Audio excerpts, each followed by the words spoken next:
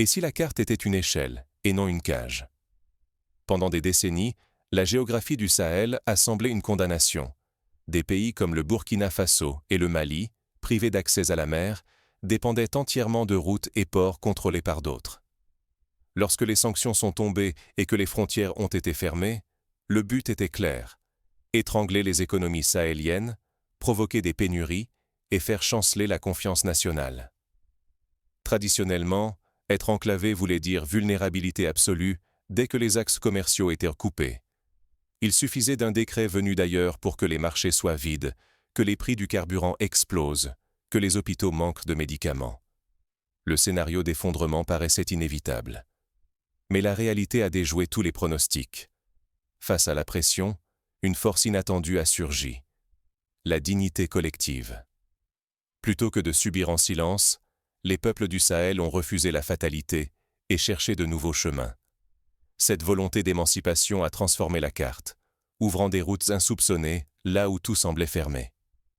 Comment ces pays, censés s'effondrer sous le poids des sanctions et de la géographie, ont-ils su réinventer leur réseau et réécrire leur propre destin?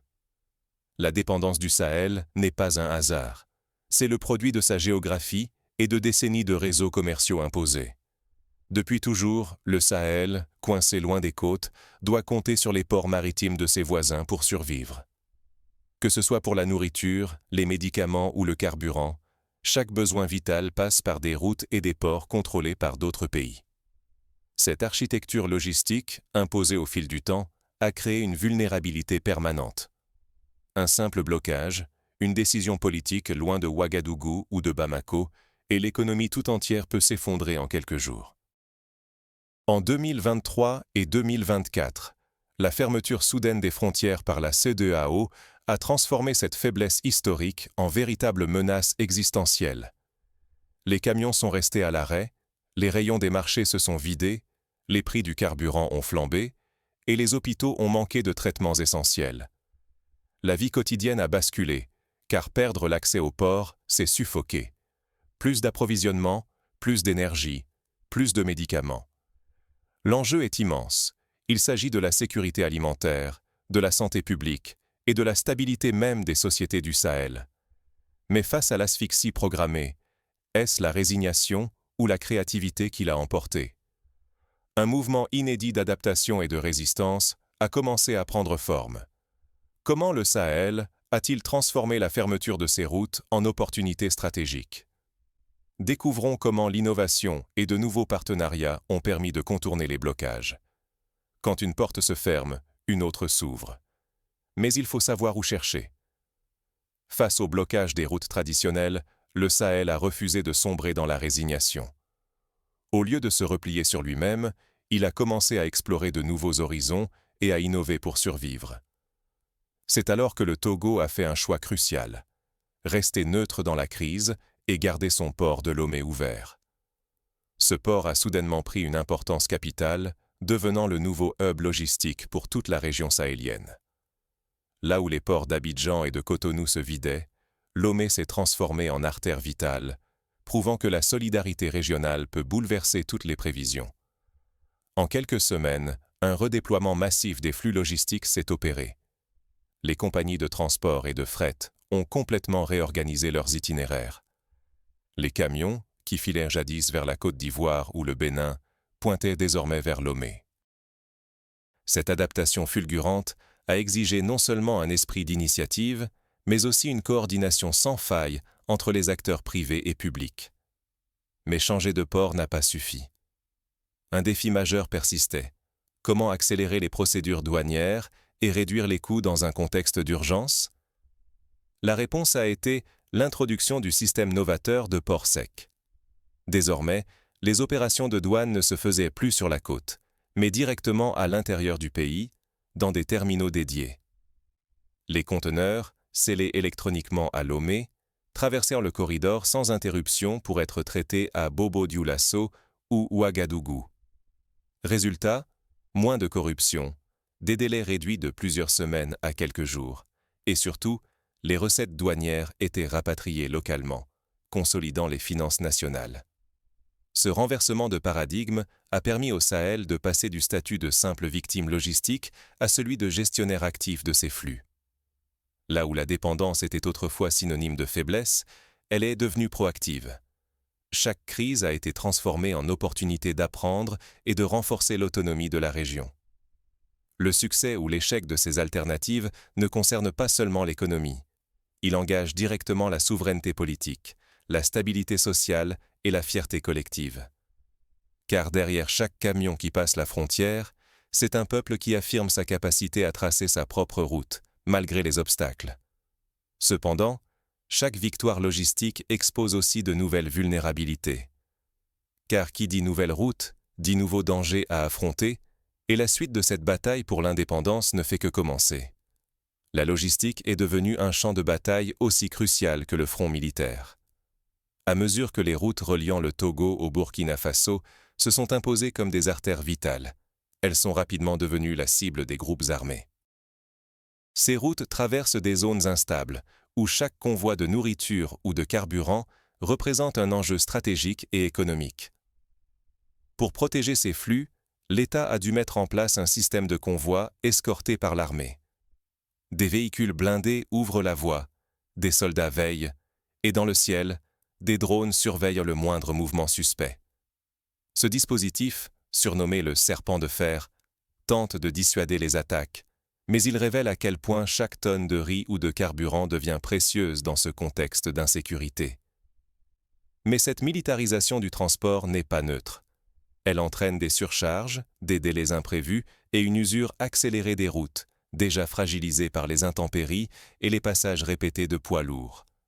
Les coûts explosent, pour les transporteurs, pour l'État, mais surtout pour la population, qui paie chaque hausse de prix sur les marchés et à la pompe. La solution du convoyage protégé, efficace sur le court terme, montre vite ses limites. Elle ne peut qu'épuiser les ressources humaines et financières, sans garantir la durabilité. S'appuyer sur des colonnes armées pour chaque livraison n'est pas une stratégie d'avenir. C'est une réponse d'urgence qui risque de s'enliser, menaçant la cohésion nationale par la fatigue logistique et la pression sur les communautés traversées. Si rien ne change rapidement, le coût humain et économique pourrait tout compromettre. La logistique, censée être un outil de libération, risque de se transformer en piège, où chaque kilomètre gagné se paie au prix fort. Mais comment dépasser cette logique de survie permanente? Pour sortir du cercle vicieux, il faut envisager une transformation profonde. Et si la voie ferrée ouvrait enfin la voie à un avenir souverain? La résilience, ce n'est pas simplement survivre, c'est transformer la crise en moteur d'unité et d'ambition. Aujourd'hui, le projet ferroviaire reliant Lomé à Ouagadougou symbolise une volonté nouvelle. Cette initiative n'est pas qu'une infrastructure, elle incarne l'avenir d'une logistique sûre, efficace et surtout autonome pour toute la région sahélienne. Face aux blocages et aux sanctions, la diversification a été la réponse. Désormais, la gestion locale des douanes prend le relais. En installant des guichets intérieurs et en sécurisant les corridors routiers et ferroviaires, le Sahel protège ses flux, réduit la dépendance et tisse des partenariats pragmatiques, loin des logiques imposées de l'extérieur. Mais la mutation est aussi psychologique. Quand les citoyens voient l'État présent, organisant la circulation, sécurisant les routes et soutenant les transporteurs, la confiance renaît. La visibilité des institutions se traduit en solidarité concrète, carburant d'une nouvelle cohésion nationale. Cette stratégie fait du Sahel un acteur qui façonne désormais son propre destin. Plutôt que subir l'enfermement, il invente, s'affirme et s'émancipe de ses faiblesses historiques. Le Sahel n'est plus la victime d'un sort tracé d'avance. Il devient pionnier d'une souveraineté logistique qui inspire au-delà de ses frontières. L'enjeu est immense, transformer une fragilité géographique en levier de prospérité durable. Montrer qu'avec audace et adaptation, même un pays enclavé peut bâtir un modèle qui force le respect et ouvre la voie à tous ceux qui refusent à la fatalité. Alors, quelle leçon durable retenir de cette transformation extraordinaire? Votre carte ne vous définit pas. Vos choix, si. Pendant des décennies, on a cru que la géographie était une sentence irrévocable, surtout pour des pays sans littoral comme le Burkina Faso, le Mali ou le Niger. Il semblait impossible d'échapper à la dépendance envers des ports étrangers, à la merci de décisions prises loin des marchés et des villages du Sahel. Mais l'histoire récente a prouvé le contraire. Face aux sanctions, à la fermeture des frontières et à l'asphyxie programmée des routes commerciales, le Sahel n'a pas sombré. Il a cherché, testé, innové. Là où les routes se sont fermées, il a esquissé de nouveaux trajets. Là où les anciens modèles semblaient indépassables, il a osé réinventer les règles du jeu. Refuser la soumission n'est pas seulement un choix politique, c'est une stratégie de survie collective. La géographie pose des défis, certes, mais elle n'est pas une excuse. Les peuples du Sahel ont compris que leur force ne viendrait pas de la mer, ni d'un miracle extérieur, mais de leur capacité à transformer chaque obstacle en tremplin. Chaque innovation logistique, chaque nouvelle alliance, chaque prise de contrôle sur la chaîne d'approvisionnement a démenti la vieille idée de fatalité. Ce n'est plus seulement une question de route ou de port, mais de volonté.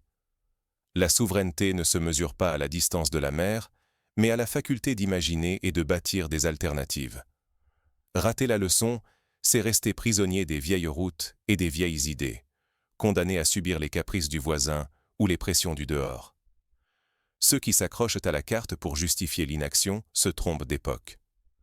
Aujourd'hui, la résilience et l'ingéniosité redessinent les frontières invisibles. L'économie, la sécurité alimentaire et le destin tout entier d'une nation se jouent sur la capacité collective à refuser l'immobilisme. Le Sahel nous enseigne que l'histoire n'est pas écrite à l'encre de la fatalité, mais dessinée à la main de celles et ceux qui osent inventer leur chemin. C'est là que réside la vraie force d'un peuple, dans l'audace de refuser le rôle qu'on voulait lui imposer, et dans l'art de s'ouvrir une voie quand toute semble fermée.